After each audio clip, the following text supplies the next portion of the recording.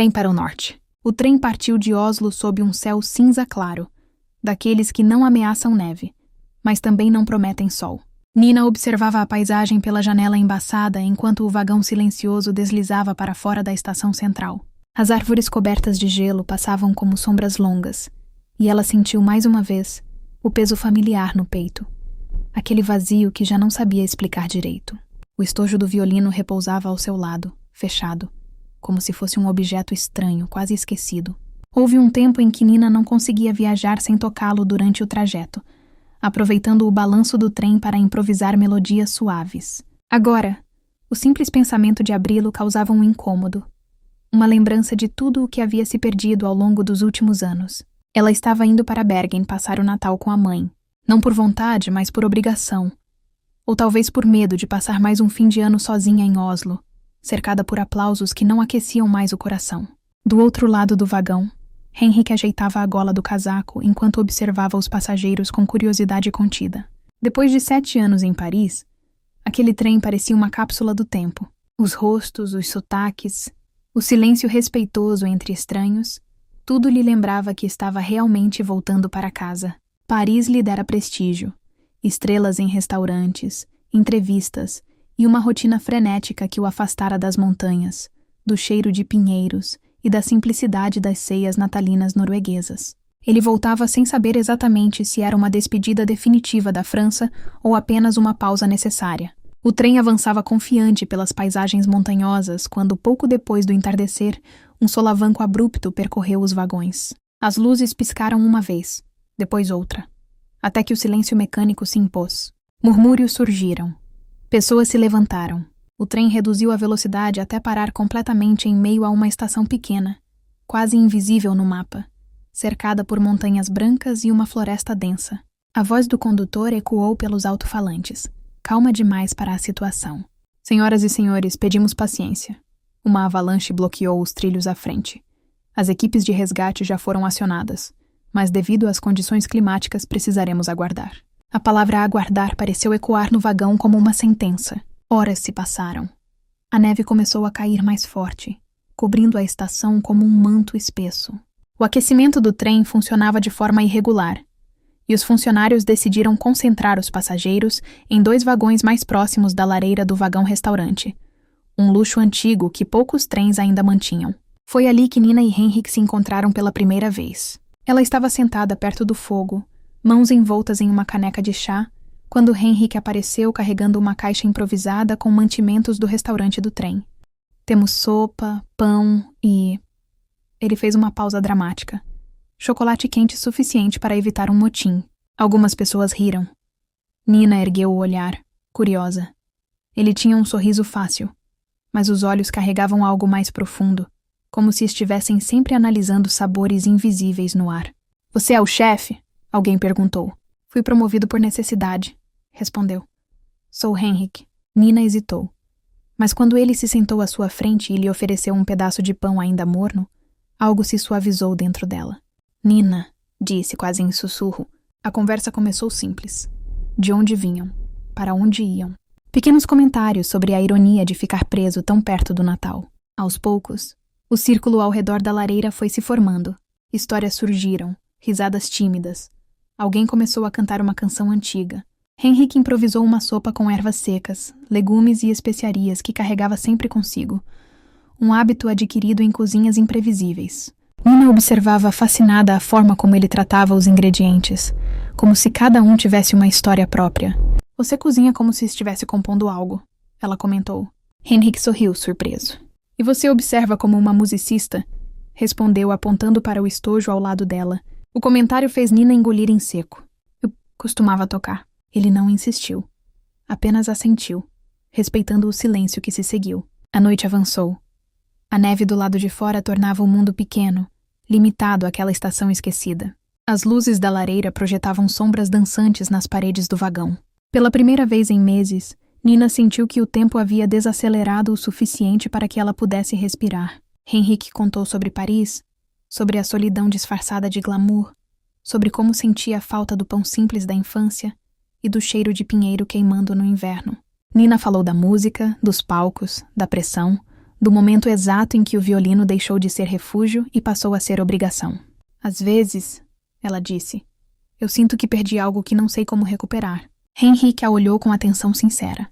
Talvez não esteja perdido. Talvez só esteja esperando o momento certo. Na madrugada, alguns passageiros se acomodaram para dormir. Outros permaneceram acordados, embalados pelo crepitar do fogo. Nina abriu o estojo do violino pela primeira vez em muito tempo. As mãos tremiam. Você não precisa, Henrique disse suavemente. Eu quero tentar. Ela tocou uma melodia simples, quase infantil. Nada de virtuosismo, nada de plateia. Apenas notas honestas, preenchendo o vagão como um abraço silencioso. Quando terminou, ninguém aplaudiu. E isso estranhamente foi perfeito. A avalanche seria removida apenas na manhã seguinte, ou talvez no dia depois. Ninguém tinha certeza. Antes de se despedirem para dormir, Henrique entregou a Nina uma pequena sobremesa improvisada. Chocolate derretido com frutas secas. Não é Paris, disse ele. Ainda bem, ela respondeu sorrindo. Naquela estação esquecida pelo mundo, pouco antes do Natal, 2 caminhos interrompidos começaram a se alinhar. Não havia promessas, nem certezas. Apenas a sensação estranha e acolhedora de que, às vezes, o destino não atrasa, ele prepara. Do lado de fora, a neve continuava a cair. Dentro do trem, algo começava a despertar, e quando o resgate finalmente chegasse, nada garantiria que cada passageiro partiria do mesmo jeito que chegou. Nina fechou os olhos, violino ao lado. Henrique observou o fogo diminuir lentamente.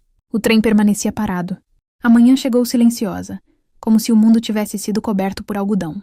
A neve ainda caía, mas com menos fúria, e a luz azulada do inverno invadia o vagão-restaurante pelas janelas embaçadas. Nina acordou com o estalar suave da lareira sendo reavivada por um funcionário do trem. Por alguns segundos, ela se esqueceu de onde estava. Depois, lembrou-se de tudo. A parada forçada, a noite em volta do fogo, e Henrique. Ele estava ali, encostado perto da janela, observando a paisagem branca com uma caneca nas mãos. Quando percebeu que ela havia acordado, sorriu. Um sorriso calmo, quase tímido, como se não quisesse quebrar aquele instante delicado. Dormiu bem? Perguntou. Melhor do que esperava, respondeu Nina. Fazia tempo que eu não dormia sem sonhos pesados. Henrique assentiu, compreendendo mais do que as palavras diziam. O café da manhã foi simples. Pão, manteiga, frutas e mais chocolate quente do que o necessário. Ainda assim, tudo parecia ter um sabor especial. Talvez fosse o frio lá fora. Talvez fosse a forma como o tempo parecia suspenso naquele lugar esquecido. O anúncio do condutor veio pouco depois. Senhores passageiros, as equipes conseguiram liberar parcialmente os trilhos. Partiremos em cerca de 2 horas. A notícia provocou reações mistas. Alívio, ansiedade. Uma ponta de decepção que ninguém admitia em voz alta. Nina sentiu algo apertar em seu peito. A ideia de seguir viagem, de deixar aquele pequeno universo improvisado, de se despedir de Henrique, a assustava mais do que gostaria de admitir. Eles caminharam juntos até a plataforma coberta de neve. O ar gelado trouxe uma lucidez inesperada. Henrique puxou o gorro mais para baixo, respirando fundo. Engraçado, disse ele. Esperei anos para voltar para casa.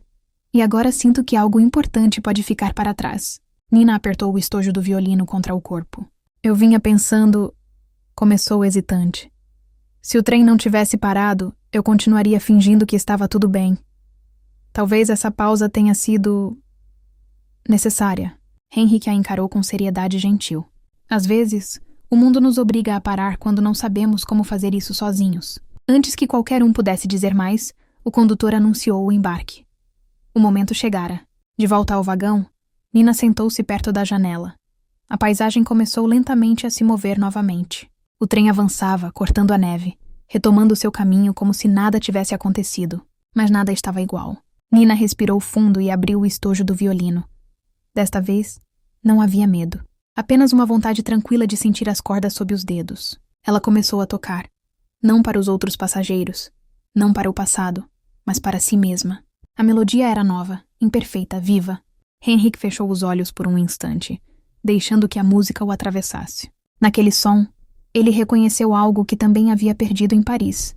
A simplicidade de criar por prazer, sem expectativas. Quando a música terminou, ele se inclinou em direção a ela.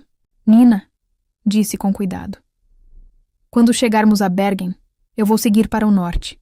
Minha família mora perto dos fiordes. É lá que quero abrir algo pequeno. Um lugar simples. Cozinha honesta.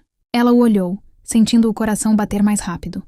Eu também vou para Bergen, mas não sei se volto para Oslo depois do Natal. Houve um silêncio cheio de possibilidades. Fique, Henrik disse sem pressão. Não por mim, por você. Pela música que voltou a existir. O trem desacelerou ao se aproximar da estação final. As luzes da cidade surgiram à distância, refletidas na neve. Quando as portas se abriram, o ar frio entrou com força. Mas Nina não recuou. Ela desceu do trem ao lado de Henrik, sentindo-se estranhamente inteira. Na plataforma, cercados por viajantes apressados e luzes natalinas, ele estendeu a mão. Nina hesitou apenas um segundo antes de aceitá-la. Não houve promessas grandiosas, nenhuma declaração exagerada.